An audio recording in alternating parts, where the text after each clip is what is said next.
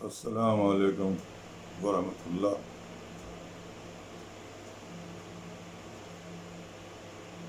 نحمدہ و نصلی علیہ ورسولہ الکریم، اما بعد، فاعوذ باللہ من الشیطان الرجیم، بسم اللہ الرحمن الرحیم۔ رب اشرح لی صدری ویسر لی امری واحلل عقدۃ من لسانی یفقہوا قولی۔ میرے پیارے بھائیوں بزرگوں، اللہ تعالیٰ کا بہت بڑا احسان ہے کہ اللہ تعالیٰ نے ہم سب کو مسلمان پیدا کیا اور دین کی تعلیم عطا فرمائی، اور جو کچھ بھی اللہ نے ہمیں علم دیا اسے دوسروں کو سکھانے کی بھی توفیق عطا فرمائی۔ آج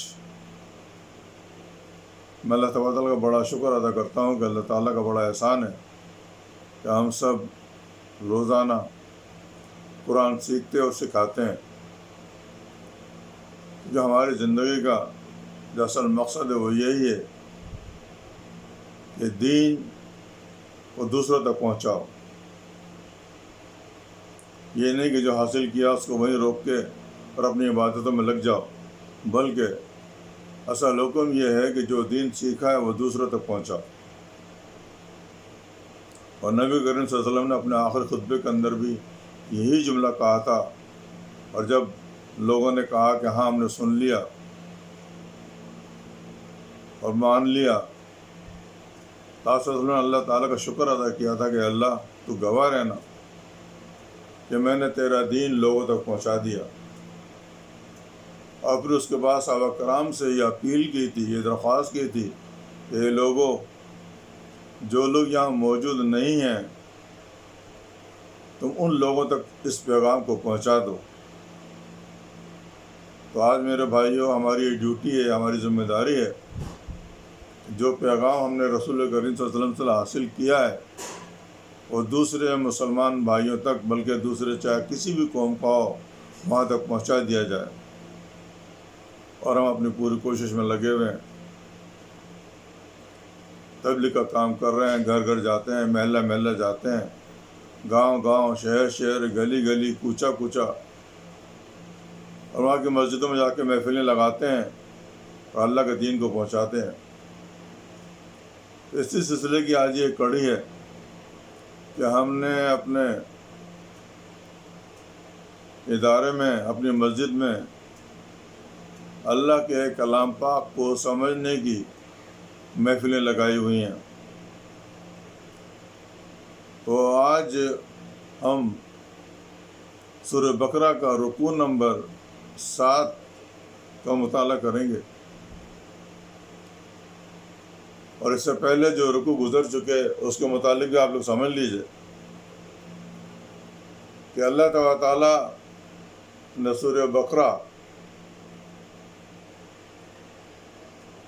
کا جو نزول ہوا ہے وہ جب نبی کریم صلی اللہ علیہ وسلم مدینہ شریف تشریف لے آئے تھے اس کے بعد شروع ہوا، اور مدینہ میں صورت نازل ہوئی، اور اس میں بے شمار احکامات اللہ تعالیٰ نے مسلمانوں کے لیے نافذ کیے۔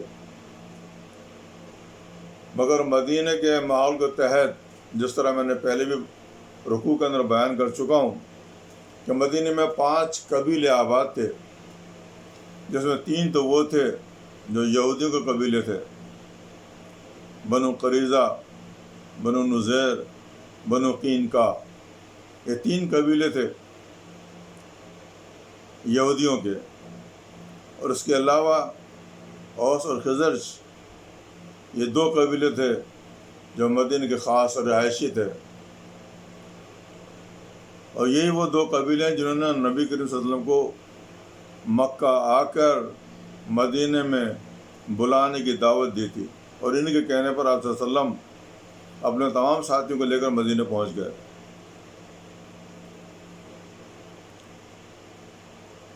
اور یہاں کی جو اسٹوری ہے میں پہلے بھی بیان کر چکا ہوں کہ جب مدینہ پہنچ گئے تو اوس اور خزرج کے لوگوں نے تو نبی صلی اللہ علیہ وسلم کے ساتھ یعنی کہ اچھا سلوک کیا، بلکہ بھائی چارہ کا رشتہ قائم کیا، اور بے شمار لوگ ڈیلی مسلمان ہوتے رہے، کیونکہ سارے تو مسلمان نہیں ہو چکے تھے مکہ میں آ کے، بلکہ جب آپ مدینے آئے تو سارے لوگ ڈیروں بے شمار لوگ ڈیلی مسلمان ہوتے تھے، مگر یہودیوں میں سے ایک بھی مسلمان نہیں ہوا شروع میں۔ چند دنوں کے بعد، چند عرصے کے بعد کچھ علماء کرام، ان کے جو بڑے بڑے عالم تھے جیسے عبدالسلام وغیرہ، یہ لوگ ایمان لائے تھے نبی کریم صلی اللہ علیہ وسلم پر، اور بے شمار کچھ اور لوگ بھی لائے تھے، مگر زیادہ تر لوگ 90% لوگوں نے جو یہودی تھے منافقت ہی کی اور دین کو کمزور کرنے کی کوشش کرتے رہے۔ اور یہی واقعہ سورہ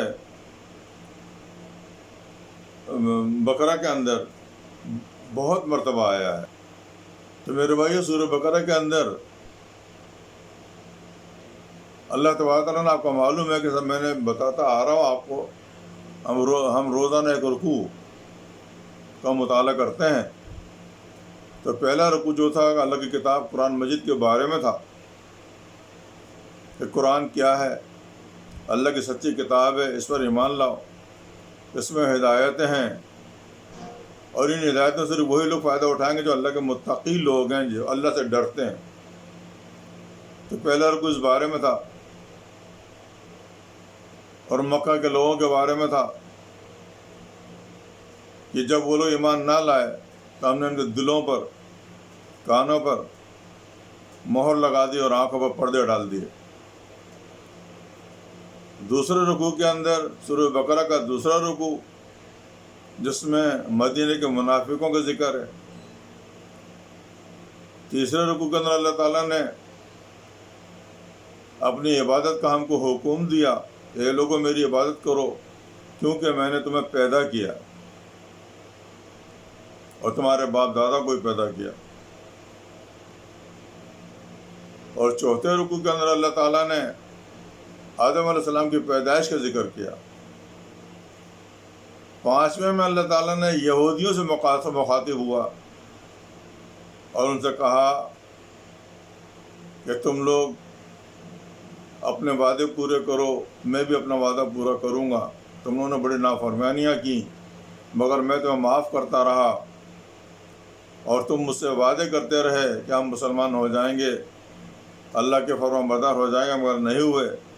آج میں دوبارہ تم کو دعوت دے رہا ہوں قرآن مجید کے ذریعے سے کہ تم مسلمان ہو جاؤ اور اپنے وعدے پورے کرو، تو میں بھی اپنے وعدے پورے کروں گا۔ اسی طرح چھٹے رکوع کے اندر بھی اللہ تعالیٰ نے بے شمار وہ واقعات بیان کیے جن پر اللہ تعالیٰ نے ان کے اوپر احسانات کیے تھے، اور پھر ہر واقعے کے بعد یہ بات کہہ دی گئی کہ دیکھو تم مسلمان ہو جاؤ، میرے نبی محمد صلی اللہ علیہ وسلم کو تسلیم کرو، اور ان پر جو کتاب نے نازل فرمائی ہے اس کے اوپر ایمان لاؤ اور اس پہ عمل کرو۔ یہ نہیں مانے۔ چھٹے رکوع کے اندر بھی ایسے ہی واقعات، مزید احسانات کے بیان کیے گئے۔ اور آج یہ 7واں رکوع ہے، اس کے اندر سورہ بقرہ کا یہ 7واں رکوع، اس کے اندر بھی اللہ تعالیٰ نے اپنے کچھ احسانات کا ذکر کیا ہے، اور یہاں بھی اللہ تعالیٰ یہی بتانا چاہتا ہے کہ دیکھو انہوں نے میرے ان احکامات کو بھی نہیں مانا، اور نہ مان کے نافرمانی بھی کرتے رہے، اور میں نے ان کو یہاں بھی معاف کر دیا، اور پھر انہیں دعوت دے رہا ہوں کہ اس قرآن مجید پر ایمان لے آؤ اور مسلمان ہو جاؤ، میرے نبی پر ایمان لے آؤ اور مسلمان ہو جاؤ، مگر یہ پھر بھی اسے نہیں مانتے۔ تو آخرکار ان کا حشر یہی ہوگا کہ دنیا اور آخرت دونوں ہی میں ان کا برا حال ہوگا۔ تو میرے بھائیو، آج ہم 7ویں رکوع کو تھوڑا سمجھانے کی کوشش کرتا ہوں، سمجھیے۔ اس میں صرف 2 آیتیں ہیں۔ پہلی آیت میں اللہ تعالیٰ نے ایک احسان کا ذکر کیا، وہ یہ کہ جب بنی اسرائیل وادی سینا میں سفر میں تھے کہ وہاں سے جائیں گے شام کی طرف، اور موسیٰ علیہ السلام اور ہارون علیہ السلام ساتھ میں تھے، تو وہاں ایک لمبا راستہ تھا، پڑاؤ ڈالا ہوا تھا، تو ان کو پانی کی ضرورت پڑی، تو انہوں نے پانی کے لیے نبی کے وسلم حضور موسیٰ علیہ السلام سے درخواست کی کہ ہمارے لیے پانی کا انتظام کیا جائے. تو آپ وہ موسیٰ علیہ السلام نے پھر اللہ تعالیٰ سے درخواست کی اور اللہ تعالیٰ نے اس طرح کہا کہ تم اپنا عصا کچھ پتھروں پر مارو، وہاں سے جو بھی پانی نکلے گا وہ ان سب میں بانٹ دو.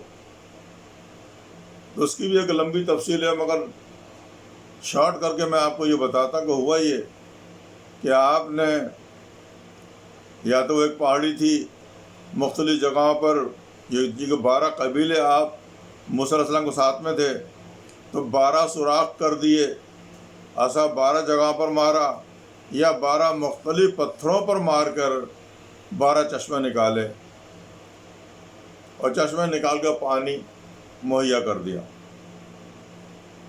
اور اللہ تعالیٰ نے ایک حکم دیا کہ اے موسیٰ ان سے یہ بھی کہہ دو کہ تم کھاؤ اور پیو، کوئی مسئلہ نہیں ہے، یہ سفر ہے تمہارا، ہم تمہیں ہر چیز مہیا کریں گے، مگر فساد نہیں کرنا. یعنی جب اللہ کا دیا بہت مل جاتا ہے نا تو لوگ فساد میں پڑ جاتے ہیں. تو اللہ تعالیٰ نے کہا ان سے کہہ دو کہ فساد نہ کریں اور آرام سے کھائے پئیں اور یہ اپنا سفر طے کریں اور شام پہنچ جائیں، کیونکہ آپ ان کو شام میں لے کے جاؤ، یعنی کہ بیت المقدس جہاں پر ہے، اور وہیں ان کو آباد کرو، وہی اصل ان کا ملک ہے. تو بہرحال پانی مانگا، ان کو پانی دے دیا گیا اور اس تاکید کے ساتھ دیا گیا کہ فساد نہیں کرنا. جیسے ان کو پانی مل گیا، اس کے بعد پھر دوسری درخواست کی ان لوگوں نے. اللہ تعالیٰ نے یہ احسان تو کر دیا کہ پانی دے دیا، اب ایک اور احسان کی بات ہو رہی ہے. دوسری درخواست پھر انہوں نے یہ کی کہ اللہ پاک، اے موسیٰ علیہ السلام اپنے اللہ سے کہیے کہ یہ جو کھانا من سلوہ آسمانوں سے ہمارے لیے اترتا ہے، یہ ہم کھا کھا کر بیزار ہو گئے ہیں، ہمیں یہ کھانا اب نہیں چاہیے، اور ہمیں زمین سے اگا ہوا جو کھیتی باڑی میں رزق پیدا ہوتا ہے وہ ہمیں چاہیے، ہم وہ کھائیں گے. یہ جو آسمان سے اتر رہا ہے یہ نہیں کھائیں گے، جو زمین سے پیداوار ہوتی ہے رزق کی وہ ہم کھائیں گے. موسیٰ علیہ السلام نے کہا وہ کیا بھائی؟ کہنے کہ وہ یہی سبزیاں، ککڑیاں، پیاز، آلو، مٹر، گوبھی، اور جو ہے نا کہ دال، سبزی اور چاول، مطلب یہ سب چیزیں کھانا چاہتے تھے. تو موسیٰ علیہ السلام خفا ہوئے، انہوں نے کہا کہ یہ تم کیا مانگ رہے ہو کہ جنت کی نعمت تمہیں قبول نہیں ہے اور تم دنیا کی چیزوں پر لگے ہوئے ہو؟ ارے بے وقوف ہو، جنت سے آنے والا رزق تمہارے لیے زیادہ بہتر ہے. مگر انہوں نے منع کر دیا، اور منع کرنے کے ساتھ ساتھ بہرحال انہوں نے تو منع کر دیا. تو وہ پھر موسیٰ علیہ السلام نے اللہ تعالیٰ سے درخواست کی، اللہ پاک میری قوم اب آسمان سے نہیں بلکہ زمین سے اگی ہوئی چیزیں مانگ رہی ہے. تو اللہ تعالیٰ نے حکم دیا کہ بھئی ایسا کرو. پھر ایسا ہے کہ ہم تو ان کے لیے یہاں کھیتی باڑی نہیں بنائیں گے کہ میرے فرشتے جائیں اور ان کو توڑ توڑ کے دیں کہ لو یہ پکاؤ اور کھاؤ. اب ان سے کہو گا یہ خود ہی کسی گاؤں میں کسی شہر میں اتر جائیں اور وہاں سے جس طرح کی چیزیں مانگ رہے ہیں آسانی سے مل جائیں گی، کھائے پیئیں، عیش کریں. اور جو ہم نے راستہ دیا ہے تمہیں جانے کے لیے وہاں تک ضرور پہنچنا ہے، وہاں تو تمہیں جانے ہی جانا ہے، اگر نہیں تو کسی شہر میں یا اترو اور یہ چیزیں کھاؤ پیو. اب وہاں پر جو الفاظ لکھا وہ مصر کا لکھا ہے، تو مصر کا مطلب یہ نہیں ہے کہ مصر کوئی ملک کی جگہ کی بات ہو رہی ہے، بلکہ شہر کی بات ہو رہی ہے کہ کسی بھی شہر میں اتر جاؤ، وہاں اتر کر جو چیزیں تم مانگ رہے ہو کھانے پینے کی وہاں سے اگاؤ اور کھاؤ. یہ نہیں تھا کہ مصر میں اتر جاؤ، مصر تو ایک ملک کا نام ہے، تو مصر عربی میں شہر کو بھی کہتے ہیں، کسی بھی شہر میں. اسی طرح مدینہ بھی شہر کو کہتے ہیں، کوئی بھی شہر مدینہ ہو سکتا ہے، جو شہر ہے وہ مدینہ، جو مدینہ وہ شہر ہے۔ اسی طرح جو مصر ہے وہ شہر ہے، جو شہر ہے وہ مصر ہے۔ اس زمانے میں مصر کہا کرتے تھے، اب مدینہ بولتے ہیں۔ تو ان لوگوں نے اس حکم کی بھی نافرمانی کی اور کسی شہر میں نہیں اترے۔ ان کی ضد یہ تھی کہ ہم اسی صحنہ کے اندر ہی پڑے رہیں گے اور ہمیں یہیں کھیتی باڑی کر کے اللہ دے۔ مطلب یہ تھا کہ فرشتے لوگ آئیں اور کھیتی باڑی کریں، ہمیں تو بس توڑ توڑ کے دے دیں، اور یہ ہم خود پکا لیں گے پرواہ نہیں، مگر یہ ہمیں سبزیاں توڑ توڑ کے دیں اور ہم پکائیں گے اور کھائیں گے، یا ہم توڑ لیں گے چلو، مگر زمین سے ہوگی ہوئی چیزیں کھائیں گے، یا کھیتیاں لگا دو۔ اللہ نے کہا بھائی یہ کام میں نہیں کروں۔ بہرحال پھر ایک عرصہ گزر گیا اور موسیٰ علیہ السلام کا اور ہارون علیہ السلام کا انتقال ہو گیا، وصال پا گئے۔ اس کے بعد پھر بے شمار نبی اور آئے، وہ بھی ان کو یہی تعلیم کرتے رہے، اور یہ بھی یہی ڈیمانڈ کرتے رہے کہ ہمیں پیاز اور ککڑی اور جو ہے نا کہ دال اور سبزی کھانا ہے۔ تو ہوا یہ ہے کہ جب بھی کوئی نبی ان کو یہی جواب دیتا جو موسیٰ علیہ السلام نے دیا تھا، تو یہ ناراض ہو جاتے اور ان کی خواہش پوری نہیں ہوتی، تو یہ ان نبیوں کو قتل کر دیا کرتے تھے، جان سے مار دیا کرتے تھے کہ یہ جھوٹا نبی ہے۔ اگر موسیٰ ہوتے تو کچھ نہ کچھ تو ہمارے لیے کر ہی لیتے۔ موسیٰ پر تو ان کا ایمان تھا کہ موسیٰ کچھ نہ کچھ تو کر ہی لیتے، کہ ہم کو تو بہت شمار چیزیں موسیٰ علیہ السلام نے دلائیں، مگر یہ نبی لوگ تو ہمیں ایک چیز بھی نہیں دلاتے اللہ تعالیٰ سے۔ تو وہ بے شمار نبیوں کو قتل کرتے اور یہ اپنے ذلت کے کام کرتے رہتے، نبیوں سے مخالفت لیتے رہتے۔ اس طرح اللہ بھی ناراض ہوتا رہتا اور سارا وقت گزار دیا۔ آخر کار ایک لمبا عرصہ جنگل میں گزارنے کے بعد دریا صحرائے سینا میں یوشع بن نون نبی کریم صلی اللہ علیہ وسلم یعنی کہ موسیٰ علیہ السلام کے ساتھی تھے۔ پھر ان کے ساتھ مل کر انہوں نے جو ہے نا کہ اپنا جگہ شام کا علاقہ فتح کیا، اور وہاں سے پھر یہ اس میں داخل ہوئے، اور وہاں بھی ایک انہوں نے بہت بڑی غلطی کی۔ اللہ نے کہا تھا کہ جب تم اپنے شہر میں جہاں میں نے داخل ہونے کے لیے کہا ہے داخل ہو گئے تو حطّۃٌ کہتے ہوئے داخل ہونا، مگر وہاں بھی انہوں نے بدتمیزی کی، بجائے حطّۃٌ کے خنطۃٌ کہہ کر داخل ہونے لگے، یعنی کہ بہت سارے درخت اور کھیتیاں یہاں ملیں، کیونکہ ذہن میں تو وہی تھا نا کہ بال اگے اور دانے کھائیں گے، یہ سبزیاں کھائیں گے، تو ان کا ذہن تو وہی بنا ہوا تھا۔ تو یہ کہتے ہوئے اس شہر کے اندر داخل ہوئے۔ اس طرح سے یہ نافرمانی کرتے ہوئے داخل ہونے کی وجہ سے وہاں بھی کوئی کامیابی حاصل نہیں کر سکے۔ تو یہی ہمارا آج رکوع تھا، رکوع نمبر 7۔ تو یہاں ان 2 چیزوں کا ذکر تھا اور شہر میں پہنچانے کا ذکر تھا۔ تو کل ہم انشاءاللہ تعالیٰ رکوع نمبر 8 پڑھیں گے، اللہ نے چاہا تو رکوع نمبر 8 کی چیزیں آپ کو اس سے بھی زیادہ بہتر طریقے پر محسوس ہوں گی انشاءاللہ تعالیٰ۔ اس سے اب ان سے جو ہمیں ہدایتیں ملتی ہیں، اس رکوع کے اندر جو بات ہم نے پڑھی ہے، ہدایت یہ ملتی ہے کہ اللہ تعالیٰ کے احکامات کی نافرمانی نہیں کرنا چاہیے۔